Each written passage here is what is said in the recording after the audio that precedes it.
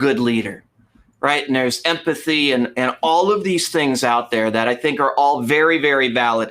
But I was just sharing this with my team. So I thought, hey, what better place to go onto Facebook and LinkedIn and talk about the exact same thing. And when we think about what are the principles associated with being a really strong leader, and I think there's a number of them, but there's questions that you need to ask to determine if you're really focused on leading, which is all about people, or are you focused on managing, which is all about process. And if you're focused about people, you got to get more specific, because are you focused on yourself or are you truly focused on others? So if you're a leader right now, I don't care if you're a CEO of a Fortune 500 company, if you're an entrepreneur, if you're just starting out, or you want to be, quote unquote, a leader, ask yourself these 6 questions. Number 1, do I add value to others? In my role as a leader, how am I adding value to those people on my team or those people that I want to be on my team? It's not just adding value to your customers. That's a given. It's not just adding value to the executive team. That's kind of a given.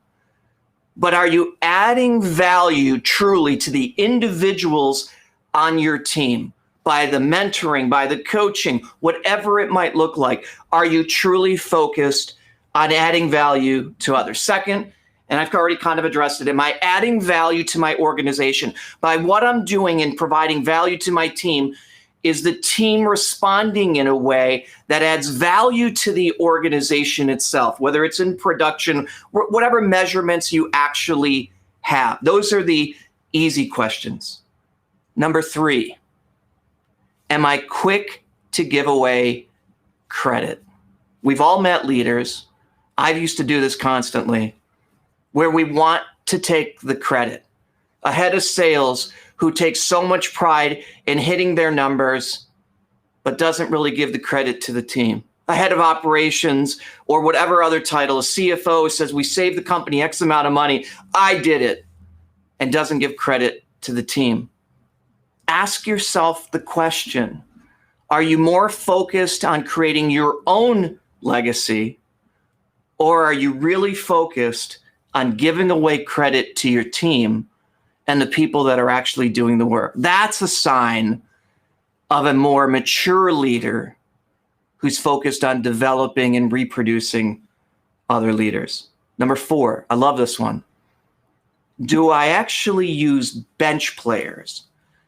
You know, it's easy to make assumptions about the skills and the qualities of other people. Oh, they'll never do that.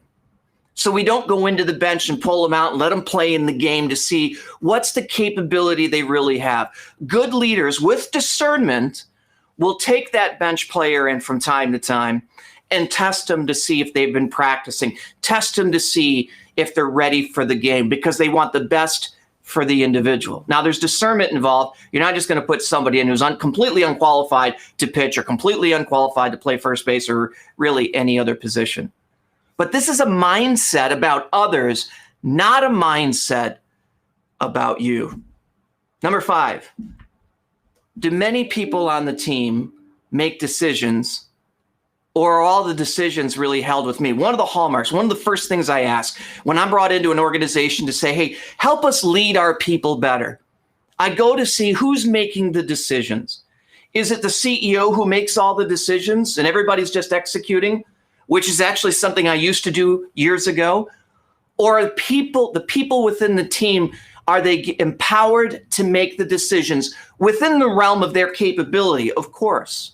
But it's so easy to look at an organization and say, man, it's one person making all the decisions. No wonder there's a problem with the leadership there. So ask yourself, are you forced to make all the decisions on the simple stuff, the hard stuff, the big stuff, the little stuff? If you're making all those decisions and your team is not, you've really got to take a look at yourself as a leader, and have you given them that opportunity over and over to do that? Or do we say, yes, I wanted to make decisions, but our actions teach us to do something else, or teach them to do something else? And the last one, and I love this one, is our team as a leader, am I or you, more focused on victories or creating a victor? Now think about that for a second. As the leader, is it all about me and creating me as the victor? And have I then created that where everybody's in it for themselves, which we have going on in general in this world today? Or am I more focused on creating victories, which is more of a team sport? There is a difference in everything that you do if you're focused on creating victories and not just minting new victors.